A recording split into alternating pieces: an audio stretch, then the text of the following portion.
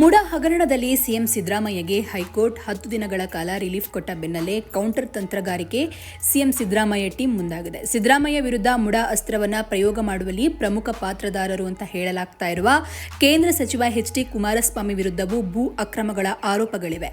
ಅವರ ವಿರುದ್ಧ ಗಣಿ ಗುತ್ತಿಗೆ ಮಂಜೂರು ಆರೋಪವೂ ಇದೆ. ಅವೇ ಅಸ್ತ್ರಗಳನ್ನು ಪ್ರಯೋಗ ಮಾಡಲಿಕ್ಕೆ ಸಿಎಂ ಸಿದ್ದರಾಮಯ್ಯ ಟೀಮ್ ಸಿದ್ಧತೆಯನ್ನು ನಡೆಸ್ತಾ ಇದೆ.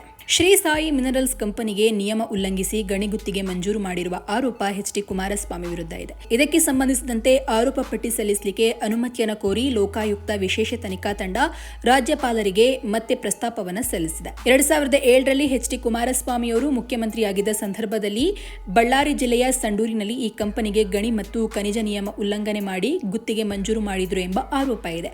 ಅಂದಿನ ಲೋಕಾಯುಕ್ತ ಸಂತೋಷ್ ಹೆಗ್ಡೆ ಅವರು ಸಲ್ಲಿಸಿದ ವರದಿಯನ್ನು ಈ ಕುರಿತಾಗಿ ಉಲ್ಲೇಖ ಮಾಡಲಾಗಿದೆ. ಇದರ ತನಿಖೆಯನ್ನು ಲೋಕಾಯುಕ್ತ ನಡೆಸ್ತಾ ಇದೆ. ಇನ್ನು ಇದೇ ಸಂದರ್ಭದಲ್ಲಿ ಎಚ್.ಡಿ. ಕುಮಾರಸ್ವಾಮಿ ಕುಟುಂಬದ ವಿರುದ್ಧ ಭೂ ಅಕ್ರಮ ಆರೋಪವು ಮುನ್ನೆಲೆಗೆ ಬರ್ತಾ ಇದೆ.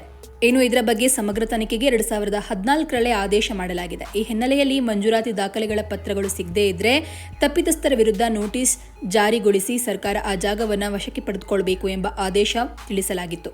ಈ ಬಗ್ಗೆಯೂ ತನಿಖೆ ನಡೆಯಬೇಕು ಅಂತ ಆಗ್ರಹಿಸಿದ್ದಾರೆ. ಇದೀಗ ಎಚ್.ಡಿ. ಕುಮಾರಸ್ವಾಮಿ ವಿರುದ್ಧ ಇರುವ ಈ 2 ಆರೋಪಗಳು ಆಡಳಿತ ಪಕ್ಷಕ್ಕೆ ಅಸ್ತ್ರವಾಗಿ ದೊರಕಿವೆ. ಈ ಹಿಂದೆ ಸಿಎಂ ಸಿದ್ದರಾಮಯ್ಯ ಅವರು ಕೂಡ ವಿರೋಧ ಪಕ್ಷಗಳ ವಿರುದ್ಧ ಇನ್ಮುಂದೆ ಯಾವುದೇ ಸಾಫ್ಟ್ ಕಾರ್ನರ್ ಹೊಂದಲ್ಲ, ಬದಲಾಗಿ ಅವರ ವಿರುದ್ಧ ಆರೋಪಗಳ ಕುರಿತಾಗಿಯೂ ಸೂಕ್ತ ಕ್ರಮಗಳನ್ನು ಕೈಗೊಳ್ಳುತ್ತೇವೆ ಅಂತ ಎಚ್ಚರಿಕೆಯನ್ನ ಕೊಟ್ಟಿದ್ರು.